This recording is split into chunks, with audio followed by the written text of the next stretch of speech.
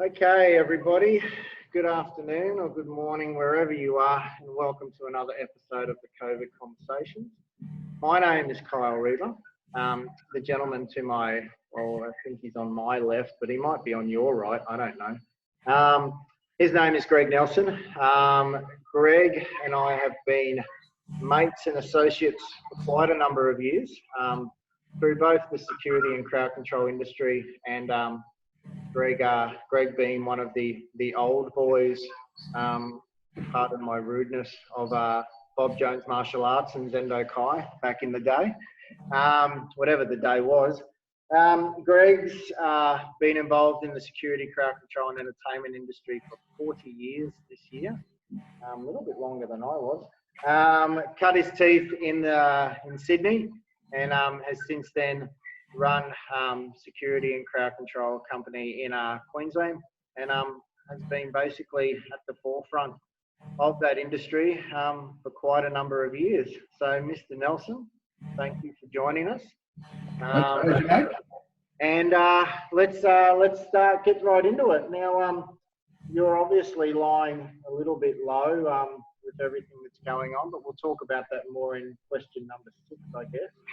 But let's do the barbecue intro. So, Greg, I'm Kyle. How are you, mate? What do you do for a living, Greg? Tell us about it.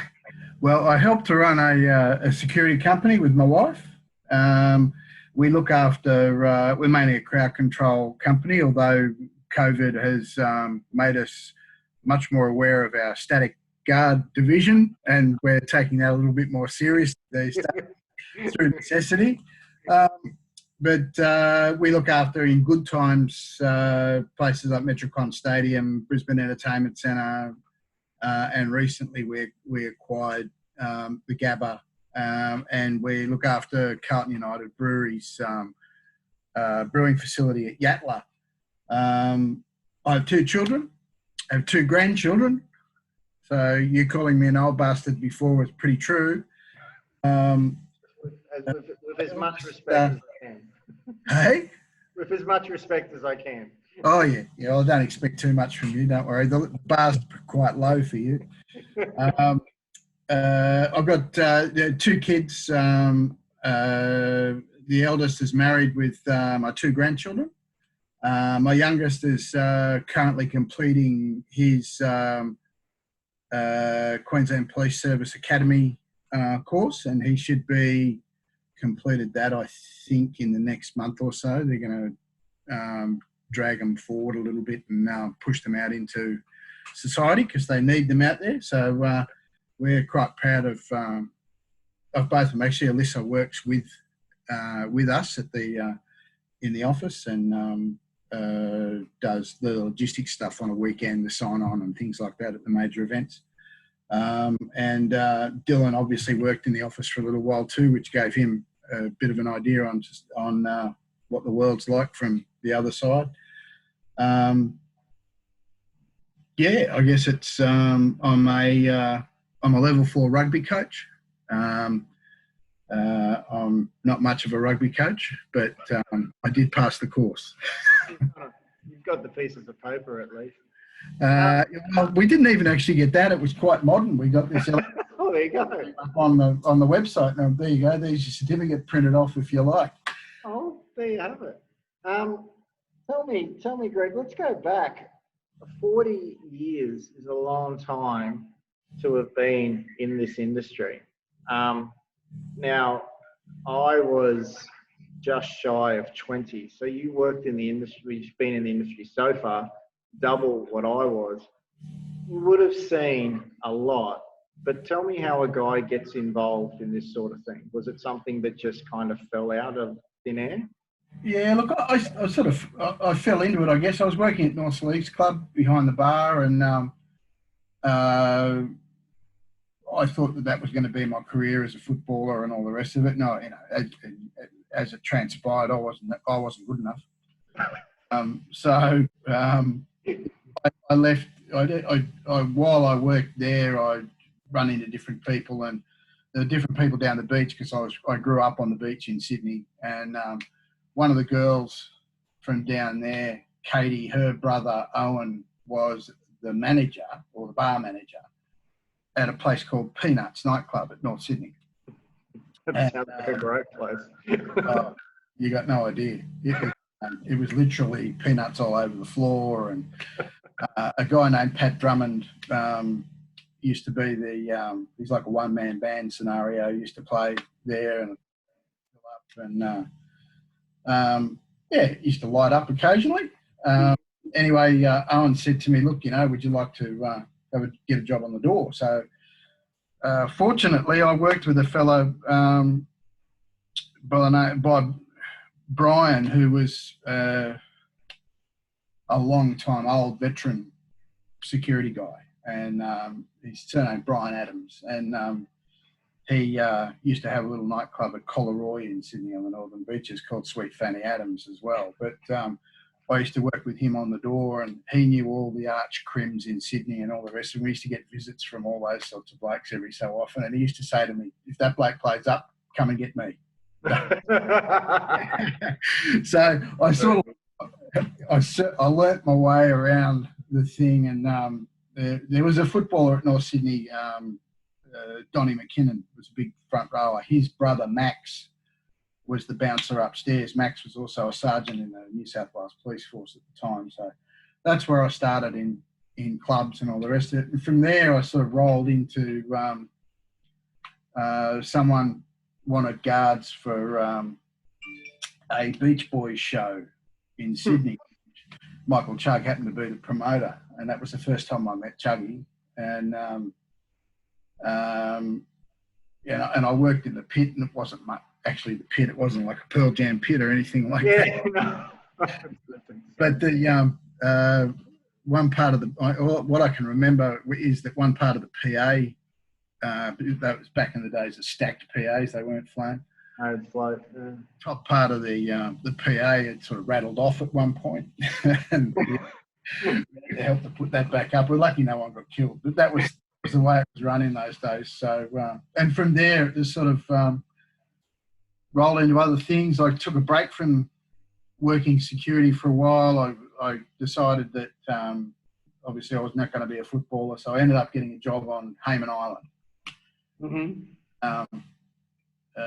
Worked up there as a barman for a little while till I had a run-in with the big boss there. So he sent me packing, and then I ended up on Daydream Island, working there in the bar, and then came back to Brisbane, and working security was something again that I fell into because the guy that I got a job with owned a couple of pubs, and he needed someone to work the door, and we were doing up hotels and houses during the day, and I was working at night on the door, and it just sort of went from there. I then got a job with Rob Steer from Austral Security, and I worked my way up there and ended up as an operations manager, and then branched out on my own in late 87.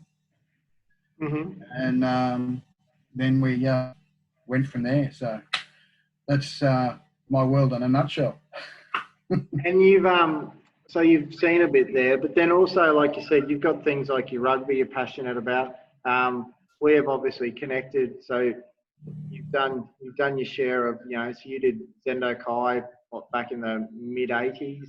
Yep. So long time ago. So there's been a few things there that I guess have been moments that have, I guess, had those points of significance for you. Yeah, look, I think that the style, as we used to refer to it, the Zendo Kai, was an amazing thing in those days. There was a lot of unbelievable martial artists that the style produced, and it's a shame that a lot of those guys didn't stay around. We've got to be honest. And I'm a fan of the Chief. Some people aren't, but they've got to admit that the martial artists that the BJC, as we used to refer to it as, has produced over the years, some of the key ones have been outstanding. Oh. But they don't get the recognition necessarily that others do. I mean, I've got close mates in other styles. And, you know, we often talk about the fact that there's a lot of guys there. Richard gets recognition because, you know, anyone that's trained with Richard will tell you he's got the fastest hands on the planet. It's a no-brainer. You know, and that's fact, and everyone accepts that. But, you know, there's guys around that I trained with back then that are still training with different styles. Obviously, you know, Malcolm Anderson was our chief instructor up here when I was training, and an amazingly powerful and adept martial artist. There, no doubting that. But guys that he's produced, like Craig Singleton, who's training, Craig's got a rank as one of the better martial artists I've ever seen. But he doesn't get the recognition. You know, and I suppose it's because that's the way he is. He's not a flashy guy that goes out looking for it. You know. Well, and I think that's like what you say. It's those quiet achievers, and I think it is important these days that martial artists. It's something that, you know, like one thing martial arts teaches us a lot of is humility. But I also think it's okay to, you know, back yourself and put yourself out there. And, you know, by doing that, I think you get to not always better yourself, but you get to people to see, oh, you know, you've become this person from doing martial arts. Maybe that's something I want to get into, or I want my kids to get into, or I want my family to get into, because maybe we can get the same benefits from it that you have. Oh, look, I agree 100%. There's, you know, the reason why I got involved in it was purely to look after myself, because I chose to work on the door. And Zendo Kai back then, it's still now, but back then it was known for its effectiveness in the security and crowd control game, wasn't it? Exactly. You know, I mean, like the Yaksu classes that we used to do on a Wednesday night at the old Hombu used to be, that was stock in trade for what we used to do on a weekend. Yeah. Disarming people, you know, all of that stuff was all part of the program, and it was extremely good for us. And the great thing about it is that I guess that at its root was the whole reason that the chief put it together was to train his blokes that were working on the door like we were working. And so, you know, look, I didn't come out of it as some killer or some incredible martial artist, but I've got to tell you, it engendered a lot of confidence in me. To look after myself, and I'm still here kicking after 40 years, and I haven't been bashed too often. What's the word? Character building moments. But I think, and like, you know, without doing too much of the glory days stuff, there was that period, and you would remember it, where, you know, there was a culture of people working security in Brisbane that, you know, they all had the Bushido crosses on, and you knew that was going to be a good team. You know, like the barrier pits, the pits in the barrier that I used to work with, they all had crosses on, and they were, like you said, it's not that they were all trained killers, they were just capable and confident. Well, that group that you came out of working under Dale Hall was a particularly good group. You know, yourself, Christian, and those guys, they were, and Graham Lloyd, they were all guys that knew their stuff.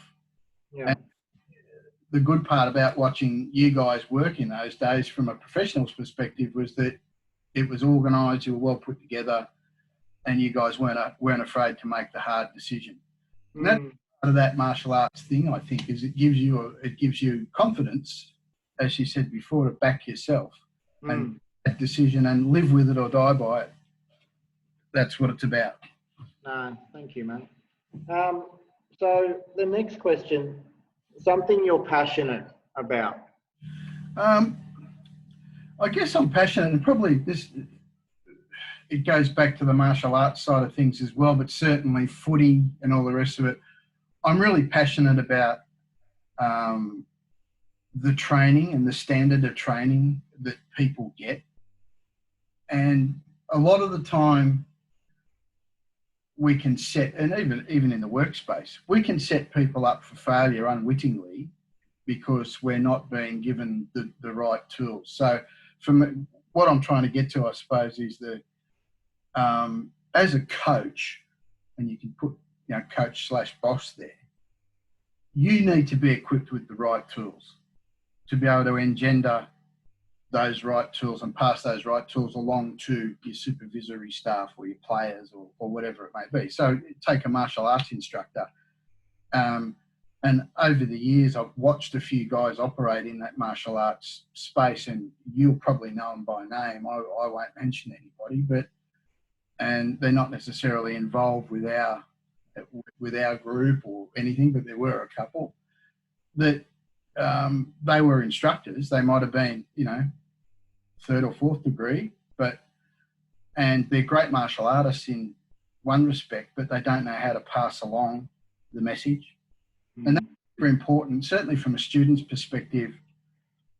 I found it difficult under certain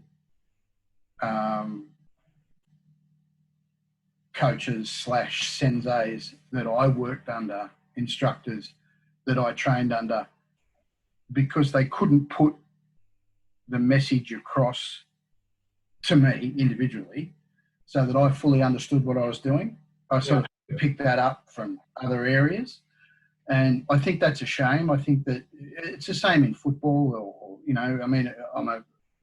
I'm a rugby coach. I've watched other coaches, what are you doing that for? What are you doing? Well, you haven't passed on the message, mate. You haven't told them how to do this. If you want them to do something, you've got to show them how to do it.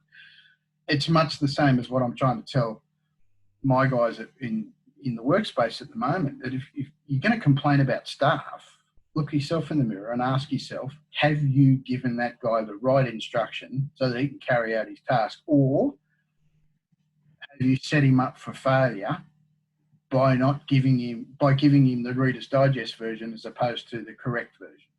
That thing I often say, teaching via assumption, and it's again, and you would have seen so many examples of it in modern sport, that there are those guys, exceptional players, and they just can't articulate it into coaching.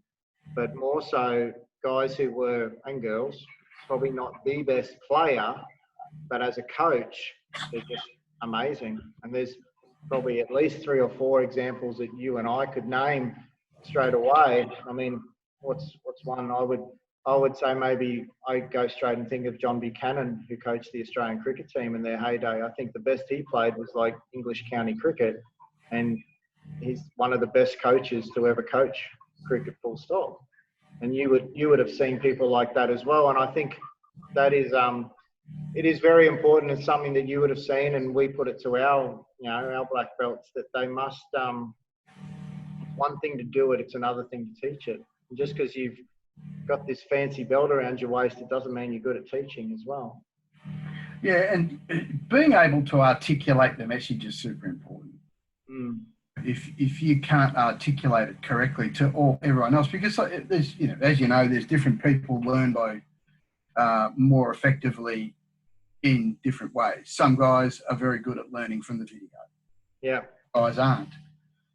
Some people are really good at learning from a direct demonstration.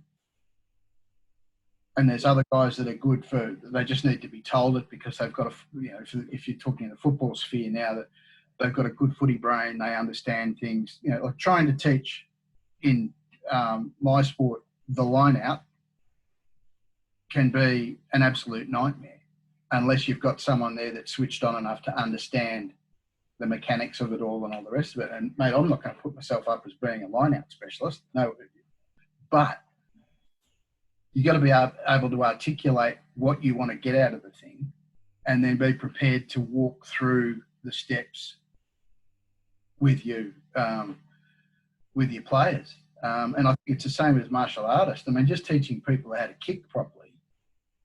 There's so many components to the kick, as we saw on the video the other night with one of your instructors with the setting up for the fighter's Kamai. Yeah. It's the bloody basis of everything we do. Let's face it. If you're not on your feet, you're not in the game. Yeah, that's it. Same as rugby, but I don't think people understand just your foot placement and your balance and all the rest of it. Before you throw punch one or kick one, or before you pass the footy or whatever, you got your feet in the right place. That's all base. Absolutely. Do you find it a little bit, I mean, like, without getting too much into industry speak, do you find now the industry, you're having to spend a lot of time wanting to pass on to these, because again, you've got kids, you've got people working for you now that are old enough to be your kids, that you're trying to say, just slow down a bit, there's more to this, and just try and form that foundation first? Yeah, it's trying to get them to understand that you can't take the world over in 5 minutes. Security is like anything, you know. If you're going to redeem something, if there's been a problem, then you need to take the time to look at it, sum it up, and then work out what your plan is. A lot of times, guys in our game will rush in with the adrenaline flying and all the rest of it, and they can just make the situation worse. You know, we had an issue at the Queen show recently at Metricon Stadium where because of a failure in another area, we ended up with people on the floor that weren't ticketed for the seats. Therefore, they don't have a seat ticket, so they're going to stand in an aisle, aren't they? And when it comes 200 or 300 of them in a space because they got through a gate onto a floor that didn't have security on it, it wasn't our fault. But then the aisle fills up, so it becomes a problem. Now, to empty an aisle, what do you do? A lot of people go, oh, I'll go in the front. What's the worst thing you can do? You've got to take a breath, look at it and go, well, we'll just pull them out from the back. You pull them one at a time and it goes. Now, I explained that to the guys on the floor. I said, no, don't go in the front. Make sure they can't go any further, of course, but then get a team to come in and police help. And we moved it, but it was I suppose, a 5 or 10 minute process that we had to go through. We couldn't go in there and solve it straight away. No. Because you've got to be able to... Escalated. Well, you've got to stop them moving forward for one. So this is an example. You've got to stop them moving forward any further forward for one, and then have another crew that can come in and move them backwards. What I'm using that for as an example is that everything takes time. Yeah. And like martial arts is a classic example. It all takes time. Yeah. Yeah. The longer you have off something, the more time it takes you to get back into where you were. It's just all athletes are the same. If you have 3 weeks off in the middle of a season, it takes you 6 weeks to come back to that same level of fitness you were at the beginning. There's going to be a lot of people in that situation, athletes and martial artists alike, whenever this subsides. And we've even said it to our guys, you know, we know you're going to come in here, you're going to be excited and you want to train. You're going to have to allow a bit of time for your body to just start talking to you. And on the other hand, we have a group that is genuinely, I guess, scared of coming back. How unfit am I going to be? I'm going to get slaughtered. This is just going to be so hard. So it's just trying to just let nature run its course a little bit, isn't it? Yeah, look, I think maybe it's maybe martial arts can take a leaf out of the football codes, contact sports. Let's face it. I think there's room for like a pre-season scenario. Yeah, exactly. Where you get a base level of fitness early, graduate your contact as it comes up, and then, you know, and that'd be up to, you know, I suppose more measured heads and smarter heads like yourself than me, but you would set that period of time to actually get that base level of fitness for your team before you start doing anything like taking people through the program, because otherwise you're going to end up with a situation where people might train really hard and all the rest of it, then they'll start getting injured. And particularly with the rugby, using rugby as a scenario, if you bring them into heavy contact too early, you don't only get percussion injuries, you end up with terminal joint injuries because the body's just not ready for it. Yeah. I reckon martial arts will be tough for that, because what do? Do you run around the block a few times, or do you you've got to do all of that sort of stuff to get? Yeah, oh, definitely. We're going to have some guys in jiu-jitsu, like they're champing at the bit to get in, and there's going to have to be, honestly, that physical contact with them, not to get involved, but to get uninvolved, like to say, like, get out, just take your time, work through it. Because, yeah, by the time they come through it, they've gone from having this one-on-one contact up close and personal 3 to 4 times a week to absolutely zero for like 4 to 6 months. And it's going to be tough. The body's going to go, yeah, like you said, their joints or whatever. I know I'm going to be one of them. Their body's just going to go, I thought we were friends. and you know, like I talked to an exercise physiologist about it a few years back, and he has a belief that it's all about elasticity of all the tendons and ligaments in the body. If you're, and he used jiu-jitsu as an example, if you're rolling all the time, your body's getting used to pressure being put on the joints, and you're tapping and then going and all the rest of that. But initially, if you start to put pressure on that joint like you did 6 months ago, you're going to roll someone's joint completely out, and then they have a terminal joint injury, which will take them 6 to 12 months to come back from. Yeah, that's it. And that's one thing we got to be very careful of. That's good, mate. All right, so the bucket list. There's something that's on your bucket list.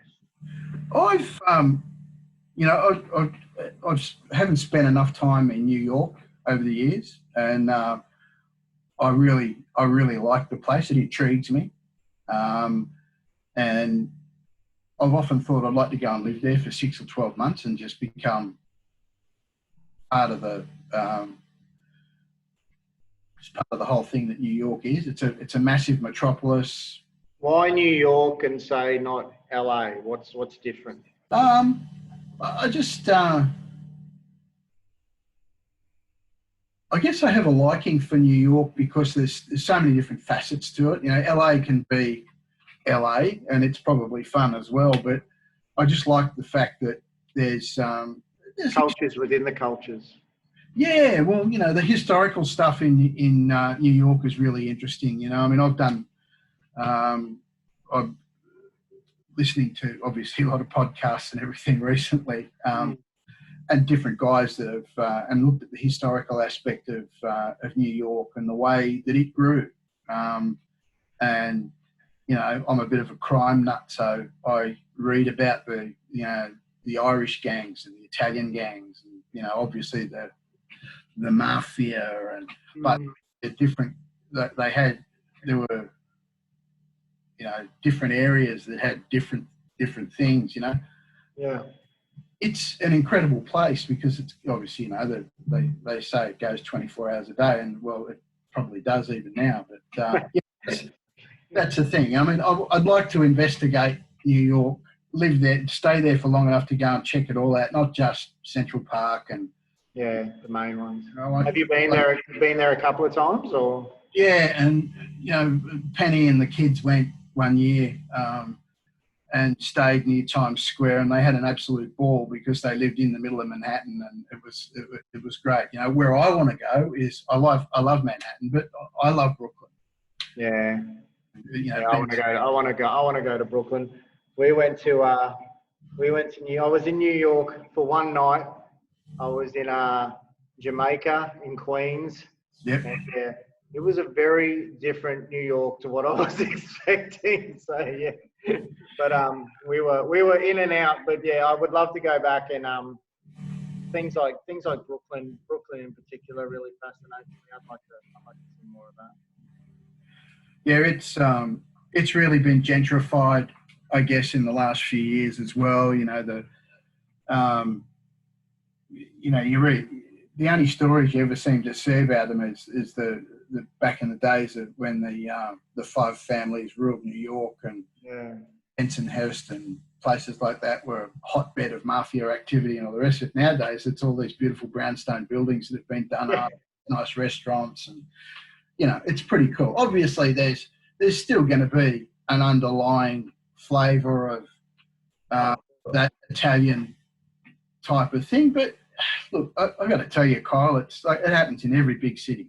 Oh. Even our city has certain areas that.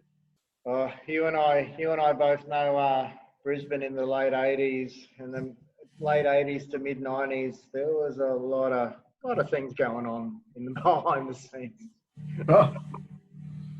Yeah, and no names mentioned, but I think we've probably worked for a few of them. Maybe have. We've probably got some common bosses there over the years, my friend. Yeah, and I think there's every city's got it. I mean, but it's funny, like you watch those movies from the American movies from like the late '80s, mid '80s, and they talk about Brooklyn, and when you say you're from Brooklyn, they like oh that's the bad part. But you're right. Like I had a friend of mine went to Brooklyn recently, sent me a photo of the place he was staying at and the view. It was just amazing. Like it would be 5 or 6 5-star, what we would consider over here. So yeah, everywhere like that's evolving. Yeah, and look, it's changed. New York City's changed. You talk about Little Italy now, in the Bowery, which used to be the hotbed of the Italian community. It's now Chinatown. Yeah. There's a few places like Mulberry Street and things like that that still operate, and there's still Italian restaurants and all the rest of it, but it's a much smaller box that you put Little Italy into now and the influence now is more Chinese. So that's how cities evolve, Just how they shift, isn't it? So I guess the big one, and I mean from my background as well, it's something that I've spoken to a few old mates about it. The current situation in the world, you touched on it earlier, how it's changing the dynamic, but just also what you think we will or you will take away from this, not if, but when it eventually is all over. But firstly, how's it changed for your company and your line of work, or guess what you do? Was there a period there where you just literally shit yourself? Oh, look, we did. Penny and I did a collective drawing of breath when the entertainment centre stopped. You lost about half a dozen in the space of 2 days, didn't you? It was ridiculous. I mean, we lost 3 tours, the entertainment centre, and Metricon Stadium, all in the space of about 36 hours. And then they were going to have something at the Gabba, and that got canned. So we'd gone through all the meetings and all the rest of it, ready to do things, and then it went. So the AFL goes, the touring goes, and then all of those little things that used to happen all the time went. For example, Brisbane City Council halls. Yeah. The business there. It all just went up in a puff of smoke. So we had to really gaze inwardly, going back to making that decision that you've got to actually sum it up, make a decision, and then go.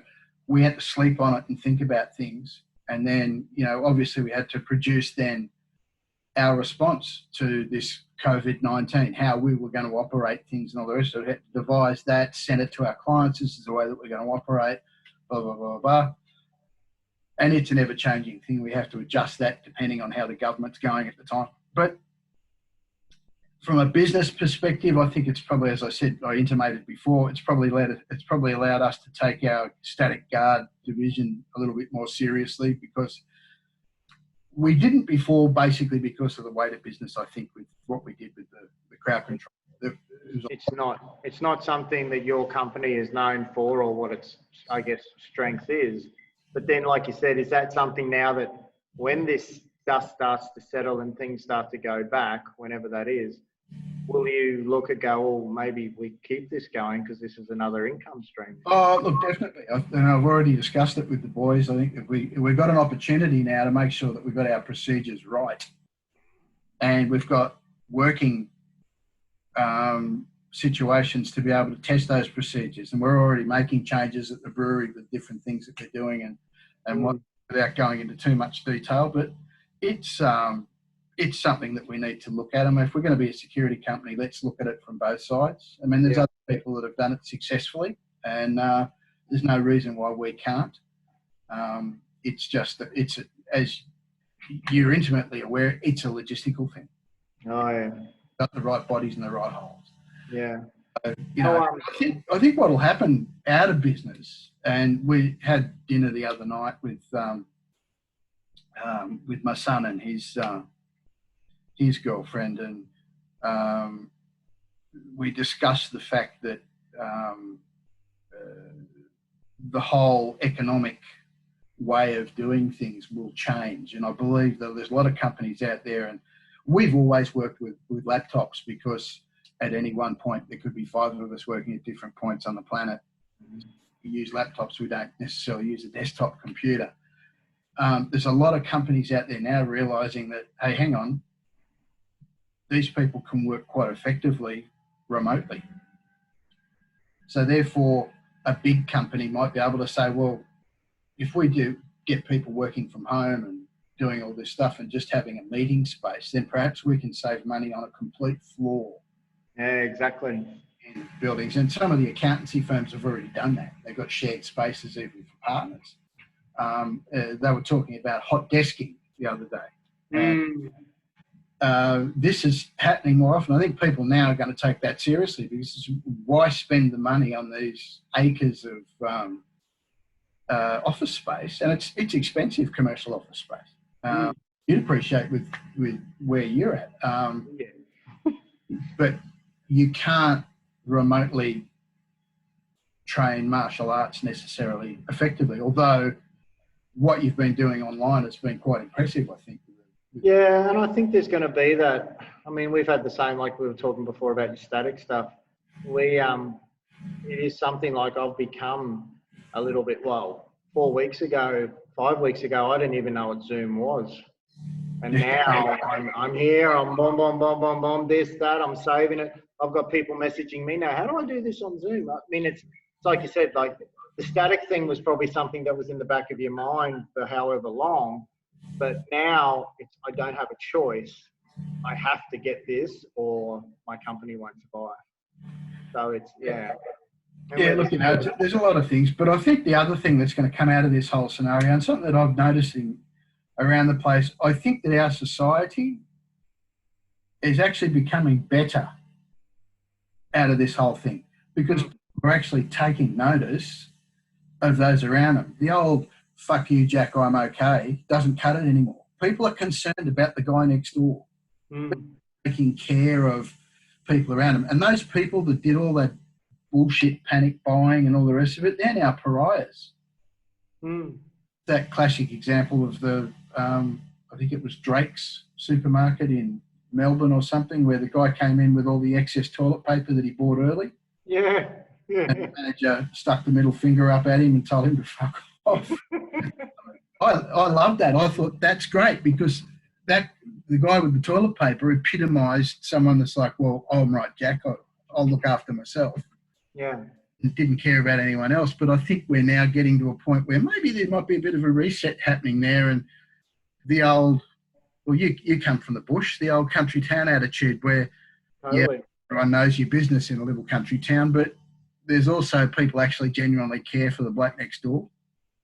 Yeah, and I think there is that attitude now, mate, that we are taking more time. We're looking at what's going on. I think, again, I've mentioned it a couple of times to people, just the way our kids are behaving. Like my kids, they're actually going outside and playing more. They had a mate said he lived in a cul-de-sac, and he said the afternoons now resemble, it's like the 50s. There's kids riding their bikes around, they're doing all this stuff, because we as parents, we're just going, get the fuck outside, like go outside and play. Like, you know, it's just, it'll be interesting to see. And like you said, for you, if what you've got going on, it'll be interesting to see how, like, because it could be a long time until, you know, like I don't know, like I love live music, and I've been watching a lot of just live music videos and that sort of thing because I miss it. And it's not that I would have gone to a lot of shows, but I miss the fact that even if I wanted to, I can't go and watch a live music show at the moment. Yeah, I think what will happen is though, Kyle, is that there'll be a bit of a reset on the music and the touring industry. I think at the back end of this, because there'll be a lot of acts that won't want to fly 14 hours to come to Australia. Mm. So there's going to have to be a lot more Australian content on the road, and I think that's already been acknowledged by the big players. I watched a podcast the other day with Jeff Jones from TEG, and he intimated that they're looking at a greater Australian content potentially going forward once venues open up, purely because there'll be these acts that don't want to come. But there's the other aspect of things, which a mate of mine, I was talking from the US this morning. He's in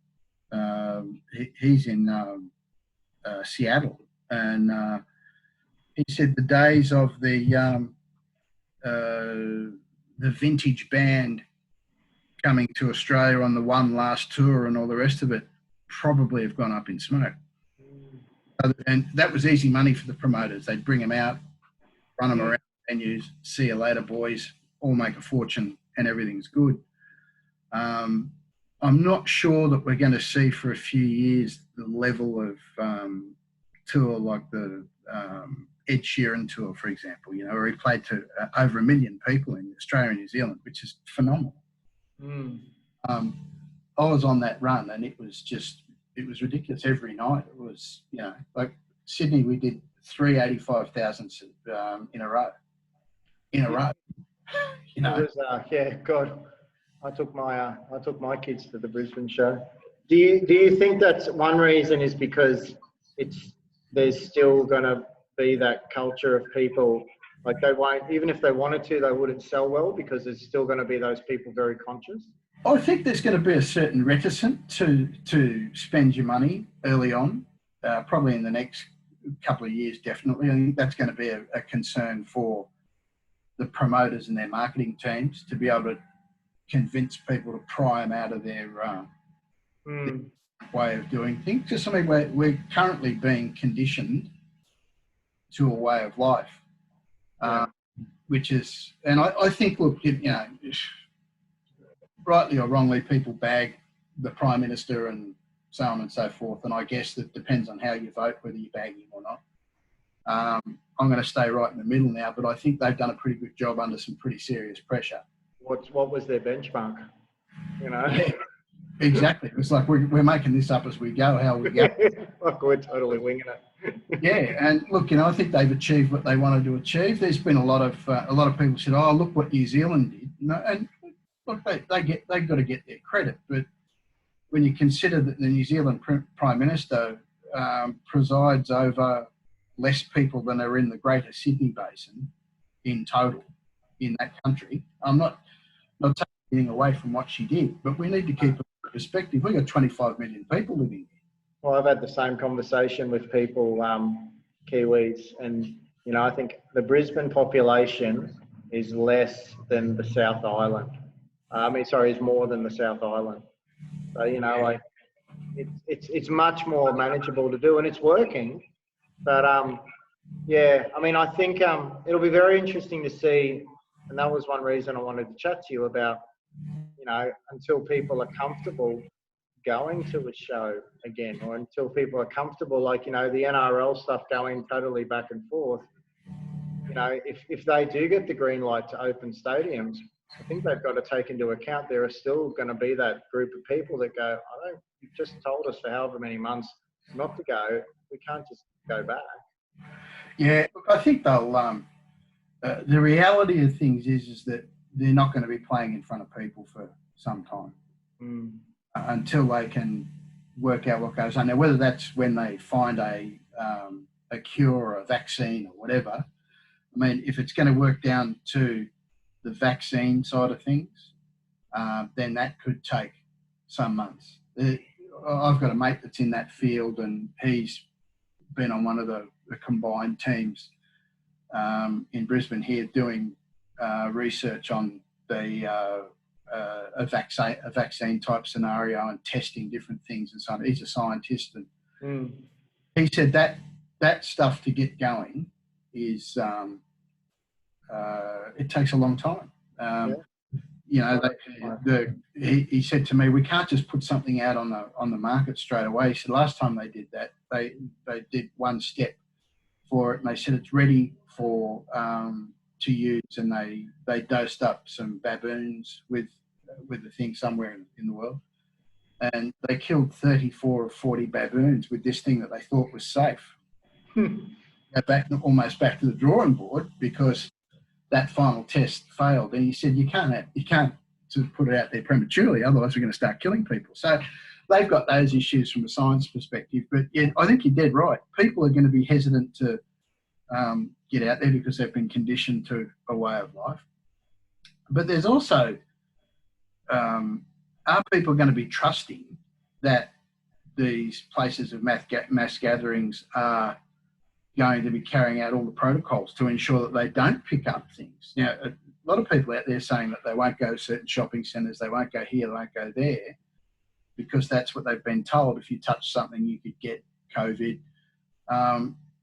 But are you going to be confident that a stadium with 50,000 people in it, every single seat and all the rest of it's going to be disinfected? I was just about to say that. And I mean, and I've seen stadiums, you know, stripped and bumped out at the end of the night, and they do clean them, but yeah, that's going to revise everything. And even for your, you know, from a crowd control point of view, you know, even saying the words, how do you control a crowd when the second you get too close to them, there's accusations? Like now it'll be not a case of he touched me, you know, he went too hard on me or manhandled me, he stood too close to me.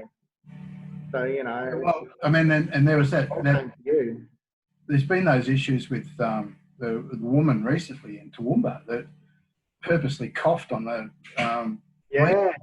car when she was arrested. Now, you know, I mean, she said that she was too drunk or whatever, but you know, that's inexcusable in my mind, and that can create issues out there with people. You know, like you say, you might have a conflict with two people because someone's standing too close to them. And then, but then, like for you, when these things reopen and whatnot, because you know, we had a discussion about, you know, like AFL being played to a closed stadium and that sort of thing. Even when you get a green light as such, like you said, there is going to be that very, very gradual working back in. So you in your industry, you are, even when we get the green light, you're not even close to out of the woods yet, are you? Oh no, and I think that, you know, I think all of the protocols that we put in place prior to them shutting everything down will be in place for quite some time. So staff will be, you get used to seeing security staff in. I think you won't necessarily see them in masks because we've been given good medical advice to say that the mask doesn't stop you from getting the virus. Certainly, you've got to keep an eye on people that come in at sign-on and make sure that no one's exhibiting any symptoms. You know, we've been doing tests, temperature tests on staff at one of our venues as the staff come in. Not our staff. Our staff are actually doing the temperature checks as they come in through the staff entry. They get checked, and if their temperature's up, they get turned around. And that's just the way it's got to be. I think that those sorts of things will be around for quite a while. The last time we had the big flu epidemic, we had staff in gloves at the Brisbane Entertainment Centre, and that was purely so that we didn't end up having our staff body collapsing. And that's the other thing that we've got to look at with us, is that we're putting our staff into the teeth of the gale, as it were. So we've got to try to protect them as best we possibly can with the proper PPE and so on and so forth. So I think it's going to be it's a good kick in the ass for everyone, I think, because all of us could be guilty of just cruising. Yeah, just taking it to with the old Australian idiom of "she'll be right, mate." It's no longer there, mate. No, no. But I think you're right. Yeah, you're going to see a lot of change, but I'm pretty confident you will get through it. So, look, we might finish up there, but look, I do hope you make it through. I know you're doing a little bit of extra time at home at the moment, but yeah, mate, Bob. My wife's referring to me as Bob the Builder at the moment. I'm fixing decks. I've got bruises on places that I didn't know existed at the moment. But anyway. My wife's calling me a lot of other things. Bob the Builder is not one of them. But God, Greg, look, mate, it's been a real pleasure to talk to you, and I do hope your industry makes it through relatively unscathed, because I am breaking my neck to go and watch a live show soon. So thank you very much for your time. It's been a real pleasure. Guys, this podcast, this Zoom will go up very shortly. And I do hope you guys keep following and subscribe to our YouTube channel, and also subscribe to all our other mediums on Facebook and Instagram. But Greg Nelson, thank you. Much appreciated. It's been an honour, and I hope to see you and shake your hand sometime very soon, my friend. Catch up for Piccolo, my friend. I believe so. Thank you. I know a good place. See you, mate. See you, mate. Bye-bye.